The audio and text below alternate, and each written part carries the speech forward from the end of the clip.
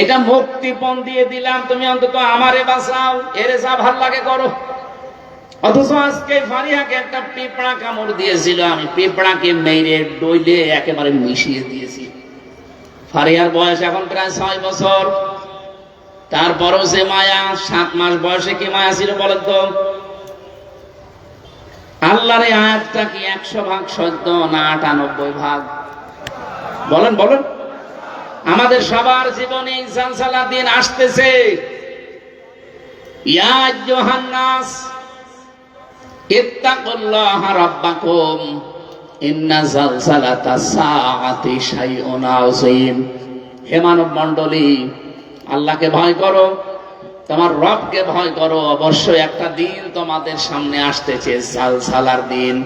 ইয়াউমা তারাউনাহা তাযহালু কুল্লু মুরদিআতিন আম্মা আরদাআত ইলা আখির আয়াত। হে নবী, আপনি ওই দিন কিয়ামতে দেখতে পাবেন মানুষ পাগলের মতো ছোটাছুটি করছে।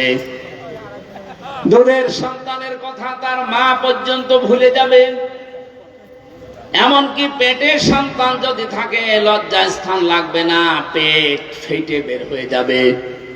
ফাকাইফা তাত্তাকুনা ইন কাফারতুম ইয়াউমা ইয়াজআলুল ওয়িলদানা শিবা।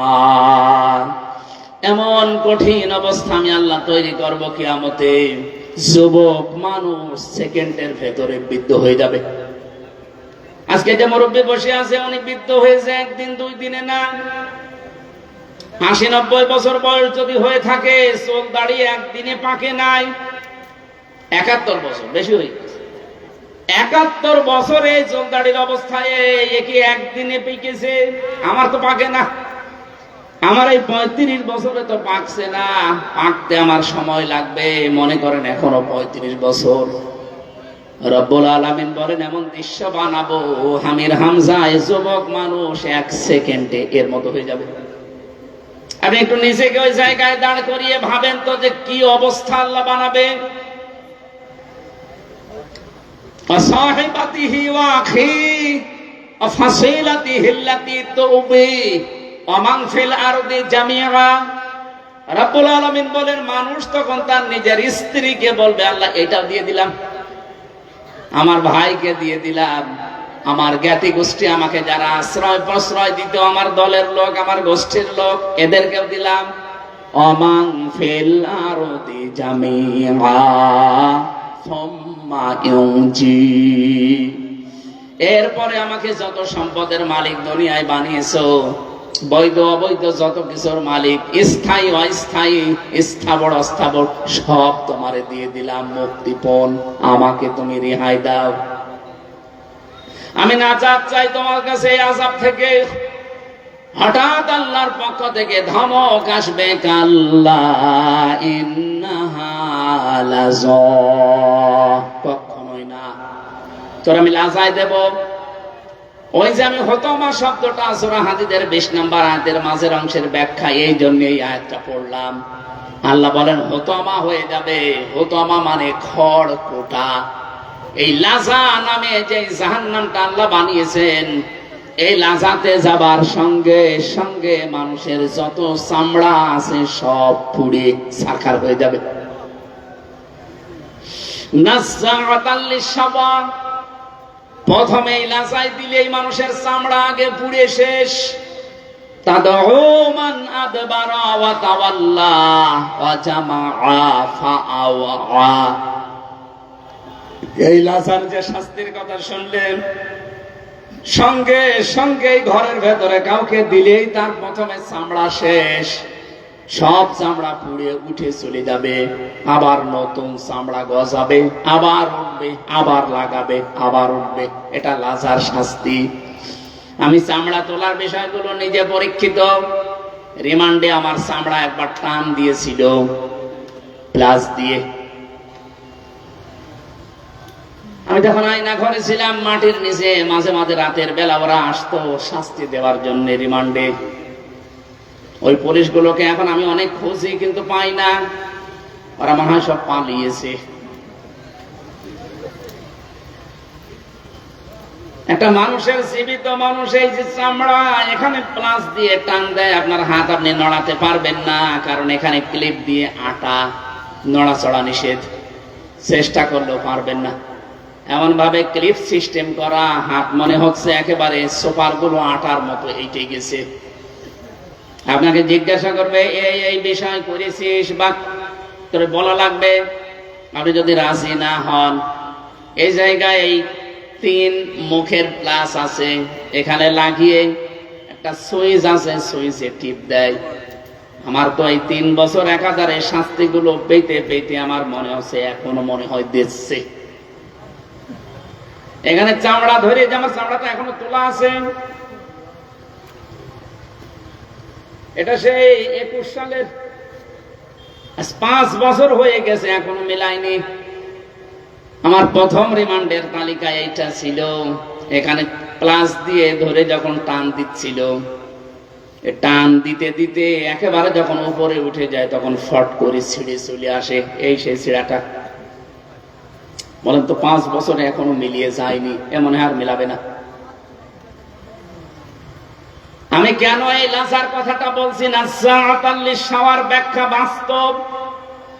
এই ঘরের ভেতরে মাটির নিচে তালা লাগিয়ে আমারে যখন চামড়া তোলে ভেতরে নিয়ে, তারপরে আমার চামড়া উঠেছে। ও ঘরের ভেতরে দিলে চামড়া উঠে যায় না, তোলা লাগে।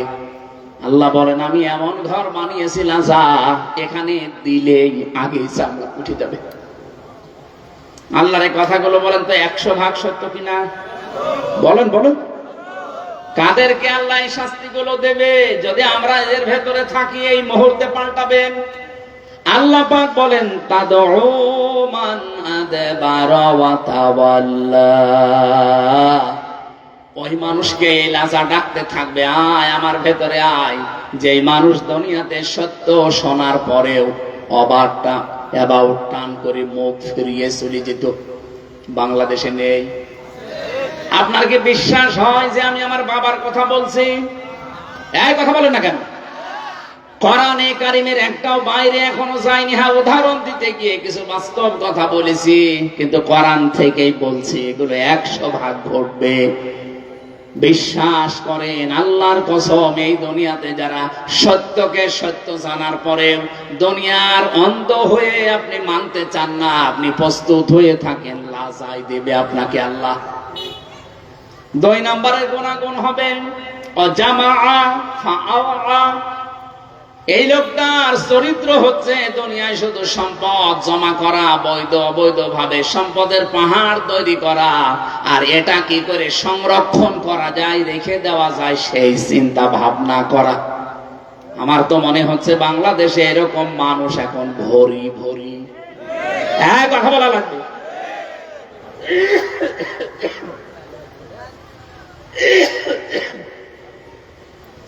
আমি আমার কুষ্টিয়া থেকেই বলছি, 2024 আগস্টের 5 তারিখের পর থেকে এই 2টা বছরের ভেতরে 17 বছর যারা এমনও মানুষ পেয়েছি খাবারও খেতে পারতো না, অথচ এই 2 বছরে কি আলাদিনের চেরাগ পেয়েছে, এখন তারা 8 কোটি টাকার গাড়িতে চড়ে। এটা শুধু কুষ্টিয়ায়, সাতক্ষীরায় নেই। কথা বলছে না কেন? আজ মিথ্যা মামলার বাণিজ্য করে অনেকেই কোটিপতি হয়ে গেছে, সম্পদের পাহাড় তৈরি করে ফেলেছেন বিভিন্ন কায়দায়। করেন, আল্লাহর কসম আপনার জন্য লাজা রেডি হয়ে আছে। এটা জাহান্নামের একটা গর্তর নাম। এখানে গেলে কি কি হবে শুনলেন, আগে চামড়া খসে যাবে। সত্য জানার পরে যারা অ্যাবাউট টান করে চলে যান, তাদেরকে এটা ডাকবে। দুনিয়ায় যারা মাল সম্পদ জমা করেন বৈধ অবৈধ ভাবে, আর এটা কি করে সংরক্ষণ করে রাখা যায়, টিকিয়ে রাখা যায়, এই চিন্তা ভাবনা যারা করেন তাদের জন্য বড়ই দুঃসংবাদ। আল্লাহ তুমি আমাদেরকে হেফাজত করো, বলেন আমিন। আমি যেটা উদাহরণ দিয়েছিলাম, এখানে এত বড় কঠিন অবস্থার সম্মুখীন হওয়া লাগবে যে অবৈধ সম্পদগুলো উপার্জন করলে সেই পাগলামি আমি কোন কারণে করতে যাব দুনিয়ায়, যেখানে মায়েদা হিসাবে আল্লাহ তামাম পৃথিবী খাবারের প্লেট হিসাবে সাজিয়ে দিয়েছেন। সুতরাং পাগলামি যেন আমি সহ কেউ না করি, আল্লাহ আমাদের সহায় হন, বলেন আমিন। এখান থেকে মাত্র একটা আয়াত পড়েছি। হযরত আদম আলাইহিস সালামের কথাটা আল্লাহ আমাদেরকে শোনাতে চেয়েছেন। কি আছে এর ভেতরে আপনি আজকে নিয়ে যাবেন। আমি খুব অল্প কথা শেষ করব ইনশাআল্লাহ। রব্বুল আলামিন বলেন, ওয়াতুলু আলাইহিম নাবা বনাই আদম বিল হক। হে নবী, আপনি আমার উম্মতের কাছে হযরত আদম নবীর দুই সন্তানের কাহিনী তেলাওয়াত করে করে তাদেরকে শোনান। প্রশ্ন আসতে পারে, আমরা কি আদম নবীর জামানার লোক? আমাদের কাছে তেলাওয়াত করে আদম নবীর দুই সন্তানের কাহিনী শোনানো লাগবে কোন কারণে? কেন লাগবে? কারণ সেই সময় এখন চলছে। একটু আপনি খালি অর্থটা শোনেন, বুঝে ফেলবেন। রব্বুল আলামিন বলেন, ওই জামানায় যে নিয়মটা ছিল ভাই বোনের সাথে বিয়ে হতো ওই শরীয়তে, কারণ মানুষ তো ছিল না। এই দুইটা মেয়ে দুইটা ছেলে এভাবে সিরিয়াল করে আসতো আদম নবীর। ওই প্রথম ছেলে আর এই পরের যে মেয়ে আছে বড়টা, এটার সাথে বিয়ে হতো। পরের যে 2 নাম্বার ছেলেটা, পরের যে 2 নাম্বার মেয়েটা, এর সাথে বিয়ে হতো। এটা শরীয়ত ছিল তাদের। আকলিমা আর তাসলিমা নামে যে মেয়েদের ঘটনা আমরা তাফসিরে পড়েছি হযরত আদম নবীর। হযরতে আদম নবীর 2 সন্তানের কাহিনী যেহেতু শোনাতে বললেন, বাংলাদেশের সাথে এই প্রেক্ষাপট মিলে যায়। কিভাবে মিলছে? হযরতে আদম নবীর 2 সন্তান ছিল, হাবিল আর কাবিল। হযরতে হাবিল ইনি যেমন নরম সরম ছিলেন, যার সাথে বিয়ে হওয়ার কথা তিনি মেনে নিয়েছিলেন, তো কাবিল তাকে শয়তান দখল করে নিয়েছে। তাকে ধোঁকা দিয়ে বোকা বানিয়ে বলেছে, এই যে মুসলিমা আর আকলিমা, তাসলিমা আর আকলিমা, এই মেয়েটা ওই রকম না দেখতে, সুতরাং সিরিয়ালটা ভঙ্গ করা লাগবে। এই যে মেয়েদের প্রতি আকর্ষণ, এটা সেই প্রথম দিন থেকে চলে আসতেছে। এই জন্যই তো মেয়েদের পর্দায় থাকার বিধান। শয়তান যখন কাবিলকে কবজা করে ফেলেছে, তাকে ধোঁকা দিয়ে বোকা বানিয়ে 2 জন মিলে গেল হযরতে আদম নবীর কাছে, বাবা আমি এই আকলিমাকে চাই না, তাসলিমাকে চাই।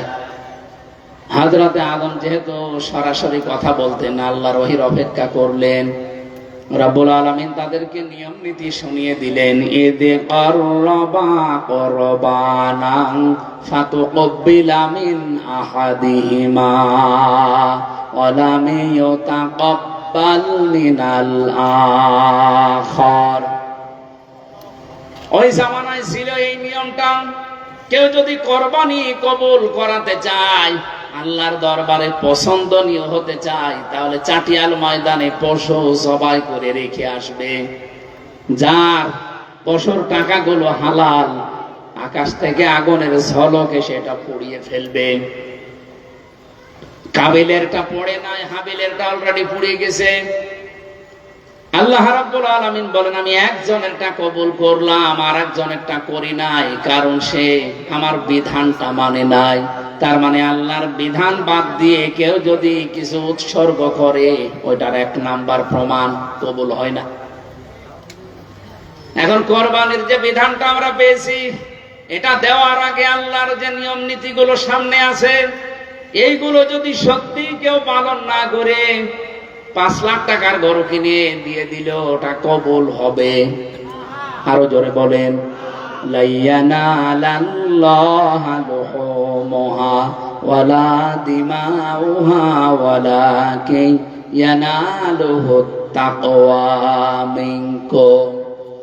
তোমাদের কোরবানির গোশত, বড় বড় গোশতগুলো চর্বি, এর চামড়া, এর খোর, ঠ্যাং, এগুলো আমি আল্লাহর কাছে নাক শিং পৌঁছায় না। আমি আল্লাহর কাছে শুধু আসে তোমাদের ভেতরের ভীতিটা, সত্যি কতটুকু ভয় করে জীবন চালাও, ওইটা আমি আল্লাহর কাছে আসে। কবুল যখন একজন একটা হয়নি, এই লোকটা করবে কি? ও শয়তান যে তোরে দখল করে আছে, ও একবার এই কথা দিয়েছে, ক্বালা লা আকতুলান্নাকা, তোরটা কবুল হয়েছে, আমারটা হয়নি। তোরে দেশের জনগণ ভালোবাসে, আমারে ভালোবাসে না, আমি তোরেই মেরে ফেলবো। আপনি অন্যদিকে না নিয়ে আদম নবীর এই ছেলের কাহিনী আর বাংলাদেশের কাহিনী এখন মিলান তো। একটা দল 17 বছর জুলুম অত্যাচার নির্যাতনের শিকার হয়ে এই 2 বছরের ভেতরে বাংলাদেশের মানুষের মন প্রায় জয় করে ফেলেছে।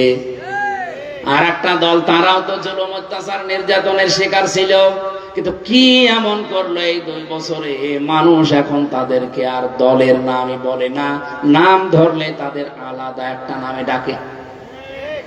এখন যদি আপনি নিজেকে সংশোধন না করে, নিজের পেছনের দোষগুলো আবিষ্কার না করে, কোন কারণে মানুষ আমাকে দেখতে পারে না, মানুষ আমাকে ঘৃণা করে, আমাকে সন্ত্রাসী বলে, আমাকে চাঁদাবাজ বলে, কেন বলে, এগুলো আবিষ্কার করে পরিবর্তন হন না। এখন যাদেরকে মানুষ ভালোবাসে, যদি মনে করেন ওই কাবিলের মতো আমি তোরেই মেরে ফেলবো, তোরেই রাখবো না, তাহলে আপনি কি মানুষের মতো কাজ করছেন, না শয়তান আপনাকে দখল করে নিয়েছে? আমি একটাও কি বানিয়েছি? এটা বাস্তব 100 ভাগ মিলবে। আপনি একটু নিরপেক্ষ দৃষ্টি দিয়ে মিলান। আপনি স্বাভাবিক নেই, যারে তারে দেখলেই মারতে চান। কোন কারণে আজকে আপনি নাসির উদ্দিনের উপর অত্যাচার চালিয়েছেন, হামলা চালিয়েছেন? কোন কারণে আপনি জবাব দিতে পারবেন? সে কি দেশের নাগরিক না? 56,000 বর্গ মাইলের যেখানে ইচ্ছা সে যেতে পারবে, সংবিধান তাকে অনুমতি দিয়েছে। এই কথা বলছেন কেন? আপনি করছেনটা কি? আমি তো কোরআনের এই আয়াতের ব্যাখ্যা পড়ে দেখতে পাচ্ছি আপনি স্বাভাবিক নেই। আপনাকে শয়তান ওই কাবিলের মতো দখল করে ফেলেছে। ও সাতক্ষীরাবাসী, এখন যদি বাড়িতে যান এই রাত 12টার সময়, সালাম দিলেন বউকে, আপনার বউ সালামের জবাব না দিয়ে যদি বলে শোরের বাচ্চা, ভালো লাগবে? খারাপ লাগবে? এই কথা বলেন না? না না, জ্ঞানী মানুষ হলেও জীবনও আপনার খারাপ লাগার কথা না। যদি আপনার জ্ঞান থাকে, আপনি চিন্তা করবেন কি বউ, এটা শিক্ষিতা বউ, এ ধার্মিক বংশের মেয়ে, উচ্চ বংশের মেয়ে আমি বিয়ে করেছি আজ 20 বছর, কোনদিন আমার মুখের উপরে চোখ তুলে কথা বলে না, অথচ আজকে ভালো মনে করে সালাম দিলাম আর আমারে বলছে শোরের বাচ্চা। তার মানে আর স্বাভাবিক নেই, এর জিনে ধরেছে। কথা বলে না কেন? এরা অবশ্যই জিনে ধরেছে, নাই তো এরকম কথা বলা ওর দ্বারা সম্ভব না। আপনি যখন দেখছেন যে স্বাভাবিক বিষয়টা আপনি মানতে পারছেন না, আল্লাহর কসম আপনি মনে করবেন শয়তান আপনাকে দখল করে ফেলেছে। শয়তান আপনাকে জাহান্নামে নেওয়ার জন্য অলরেডি রওনা হয়ে গেছে। ও সাতক্ষীরাবাসী, এমনিতেই কোরআনের কারণে আপনাকে এই সারা বাংলাদেশের 64 জেলার ভেতরে আপনাদের এমনি বেশি ভালোবাসি আমরা, কারণ কোরআনের কারণে সবচাইতে বেশি জুলুম নির্যাতনের শিকার এই সাতক্ষীরার মানুষ। এই জন্য ভেতরে ভেতরে আপনাদের প্রতি মায়া আমাদের আছে। আপনি রাগ না করে নিজেকে একটু আয়াতের সাথে মিলান। কেন আয়াত তার আমি বানালাম না, এটা আল্লাহর বানানো আয়াত। 1500 বছর আগে নাজিল করে নবীজি পর্যন্ত শুনিয়েছেন তার উম্মতদেরকে। এখনো নবীর আমরা যারা ওয়ারিস আপনাদেরকে এইটাই শোনাচ্ছি। একটাও বানিয়ের ভেতরে বলি নাই যে শিক্ষাগুলো বলছি সব আমার পড়ে আসা। আমি যতগুলো তাফসীরের সাথে মিলিয়ে আমার মাথার ভেতরে ঢুকিয়েছি ওইটাই ডেলিভারি দিচ্ছি। কাবিল ওই সময় বলেছে তোর কারণে আমার কোরবানি কবুল হয়নি, তোর কারণে দেশের মানুষ আমারে দেখতে পারে না, এত ভালো হওয়ার দরকার কি? তুই এত ভালো ভালো কাজে আঞ্জাম দিস কোন কারণে? তোরই মেরে ফেলবো, তাহলে তো আর কাজে করতে পারবি না। আল্লাহ পাক বলে ক্বালা ইন্নামা ইয়াতাকাব্বালুল্লাহু মিনাল মুত্তাকিন। এটা কাবিলের কথা, এটা হযরতে হাবিলের কথা, কাবিলের না। ক্বালা, কাবিল বলল ইন্নামা। আমি একটু আগেই মনে হয় 20 মিনিট আগেই বলেছি, ইন্নার পরে মা যুক্ত হলে বাংলা অর্থ কি দাঁড়ায়? না, এ কোন জায়গায় বাস করছে? এখনই যদি 20 মিনিট এটা ভুলে যান, বাড়ি যে তো সব খেয়ে ফেলবেন। এটা আমি পড়েছিলাম সেই যখন হেদায়েতের নাহু পড়ি। ওই যে 2000 সালে হবে। সেই পড়া আমার এখনো মনে আছে। আর আপনি 24 মিনিটের কথা মনে থাকছে না মানে?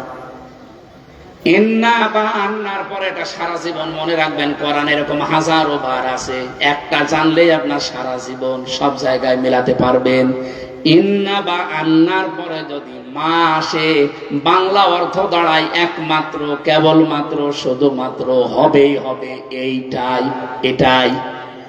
এরকম 99টা অর্থ আছে এই শব্দটার, আমরা একটা ধরি, একমাত্র।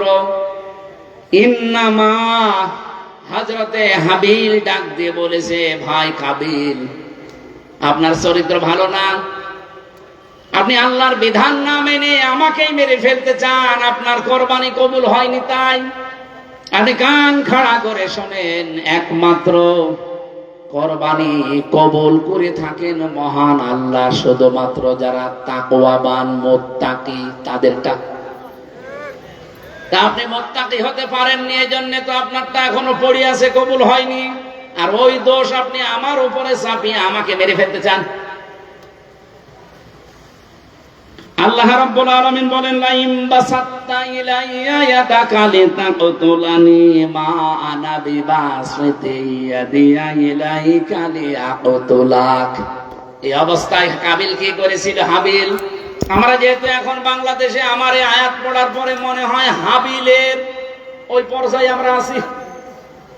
এই কথা বলছেন না? আর কিছু মানুষ অলরেডি কাবিলের ভাইরা ভাই হয়ে গেছে। আমরা এই কাবিলদেরকে বলতে চাই, লাইম বাসাত্তা ইলাইয়া ইয়াদাকা, যদি আপনার হাত আপনি প্রসারিত করেন, আপনার অস্ত্র আপনি তোলেন, আপনার ক্ষমতাকে আপনি ব্যবহার করেন আমাকে মেরে ফেলার জন্য, আমার দিকে অগ্রসর হওয়ার জন্য, আল্লাহ পাক বলেন কাবিল যেটা, হাবিল যেটা বলেছিল, তোমাদেরকে আমি আদেশ দিলাম তোমরা ওইটা বলবা। যেহেতু দুনিয়াটা থাকার জায়গা না, এই জন্য আমি নিজে থেকেই বলছি আপনারাও করবেন। যদি আপনি আমাকে মেরেও ফেলতে চান, আমার ক্ষতি করতে চান, মিথ্যা মামলা দিতে চান, অতর্কিত হামলা করে আমার জীবন নাশ করতে চান, আমি কিন্তু আপনার দিকে হাত বাড়াবো না। ইন্নী আখাফুল্লাহ রাব্বাল আলামিন, অবশ্যই আমি ভয় করি মহান রব্বুল ইজ্জাত ওয়াল জালালকে। এরপরে আপনাদের সান্ত্বনার বাণী একটা শোনাতে যায়, যেহেতু সাতক্ষীরা এটা বেশি হবে আগামীতে আরো। ওই যে কাবিলের ভাঙরা ভাইরা ভাই তো এখনো আছে।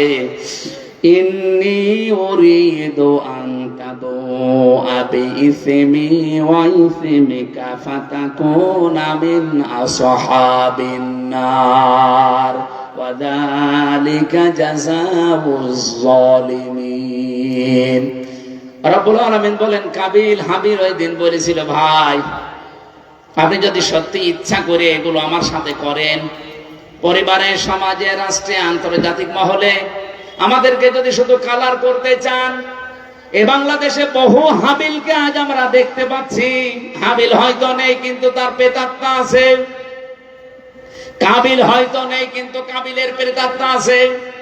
আমি নাম ধরেই বলছি, কাবিলের প্রেতাত্মা বাংলাদেশে ঝিনাইদহ রাশেদ খান নামে একটা লোক আছে না, এটা কাবিলের প্রেতাত্মা। কাবিলের সাথে ওর জীবনের মিল আছে। যে যাই করুক না কেন, একটা গোষ্ঠীর উপরে দোষটা চাপিয়ে নিজেকে ভালো সাজায়, এটা কাবিলের গুণ। আপনি দেখেন সারা বাংলাদেশে যেখানে যা হবে, এই লোকটা সর্বপ্রথম মুখ খোলে যে একটা দলের উপরে দোষটা চাপিয়ে দাও। আপনি কিন্তু নিজেও জানেন যে এই দোষে, এই দোষের সাথে এই দলের কোনো সম্পর্ক নেই, কিন্তু তাকে কালার করার জন্য আপনি উঠে পড়ে লেগেছেন। যেই জাতি যেই কাজ করে না, তার উপরে যদি কেউ ওইটা চাপিয়ে তাকে জাতির সামনে কালার করে দেয়, হয়তো সাময়িক কিছু মনে করছেন না। আল্লাহ বলেন কি হবে? আনতাবু ওয়াবি ইসমি ওয়া ইসমিকা। হাবিল বলেছিল, ভাই কাবিল, আমি চাই আপনি আমার উপরে জুলুম করে, অত্যাচার করে, অতর্কিত হামলা করে আমাকে মেরে ফেলার মাধ্যমে যে পাপ হবে, এই পাপটা আপনি বহন করেন। আর আমাকে মেরে ফেললে যেহেতু আমি নিরপরাধ, কারণ একটা মানুষকে মেরে ফেললে অন্যায় ভাবে সেই লোকটা জান্নাত পাবে, কিন্তু যেই লোকটা মেরে ফেলেছে তার 4টা শাস্তি। তার প্রথম শাস্তি হবে জাহান্নাম। এটা সূরা নিসার 93 নম্বর আয়াতে আছে, অমাইয়াকুল মুমিনাম মুতাআম্মিদান ফাজাযাউহু জাহান্নাম খালিদান ফিহা। আল্লাহ পাক বলেন, কোন মানুষ যদি ইচ্ছা করে কাউকে মেরে ফেলে তার প্রথম শাস্তি হবে জাহান্নাম। 2 নম্বরে চিরকাল সে সেখানে থাকবে। 3 নম্বরে গাদিবাল্লাহু আলাইহি, আল্লাহ নিজে তার উপরে রেগে থাকবেন। 4 নম্বরে ওয়া'আদ্দা লাহু আযাবান আযীমা, যন্ত্রণাদায়ক শাস্তি তার জন্য আল্লাহ রেডি করে রাখবেন। বলেন নাউযুবিল্লাহ। সুতরাং আজ বাংলাদেশ সহ বিশ্বে, বিশেষ করে ভারতের এই উগ্রপন্থী হিন্দুরা যেটা করছে এখন, এরা যেহেতু এখন আর মানুষের তালিকায় নেই, ওরা আল্লাহর ঘর ভাঙা আরম্ভ করেছে। নিরীহ মুসলমানদের বাড়িতে আগুন লাগিয়ে লুটপাট করে মনে হচ্ছে একেবারে ধ্বংসযজ্ঞ চালাচ্ছে, মহা উৎসব শুরু হয়ে গেছে। মানুষ যখন জুলুম করতে করতে তার সীমা ছাড়িয়ে যায়, তার বরাতে তার কপালে 2টা জিনিস লিখিত হয়ে যায়। 1 নম্বরে সারা পৃথিবীর সৃষ্টি তাকে ঘৃণা করে, 2 নম্বরে তার কপালে আল্লাহর হেদায়েত রাখে না, নষ্ট করে দেয়। আমার তো মনে হচ্ছে শুভেন্দ্র নামে যে শয়তান, মানুষ নামে একটা কলঙ্ক, ক্ষমতায় যাওয়ার পরে যা আরম্ভ করেছে, ওই লোকটার প্রতি আজ তামাম পৃথিবীর সব সৃষ্টি ওকে ঘৃণা করছে। আপনি শুধু মুসলমানের কথা বলছি না, হিন্দুদের কাছেও জিজ্ঞাসা করে, ওর নাম শুনলেই থুতু ফেলে। 2 নম্বরে ওকে আমার আল্লাহ মনে হয় আর হেদায়েত দেবে না, কারণ ও সীমা অলরেডি ছাড়িয়ে গেছে। ওনাকে পাশ করার কারণে বাংলাদেশে জামাত ইসলাম যারা করে তারা সবচাইতে বেশি কষ্ট পেয়েছে। আমরা কোনোদিন বলেছি এ কথা?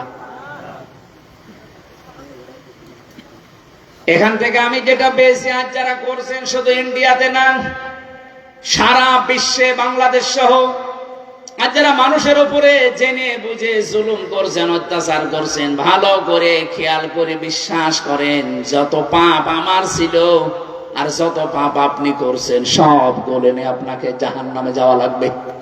ওয়াযালিকা জাযাউয যালিমিন। রব্বুল আলামিন বলেন, এইটাই পুরস্কার, এইটাই জাযা জালেমদের জন্য। ফাতাব্বাত লাহু নাফসুহু ক্বাবলা আখিহি ফাকাতালাহু ফাআসবাহা মিনাল খাসিরিন। শয়তান এই কাবিলকে প্ররোচনা দিল, তার নফস তাকে ধোঁকা দিয়ে তার ভাইকে হত্যা করালো। শেষ পর্যন্ত এই মহিলার কারণে, এই নারী ঘটিত বিষয়ের কারণে তার নিজের ভাইকে সে শয়তানের ধোঁকায় পড়ে, নফসের জালে পড়ে হত্যা করে ফেললো।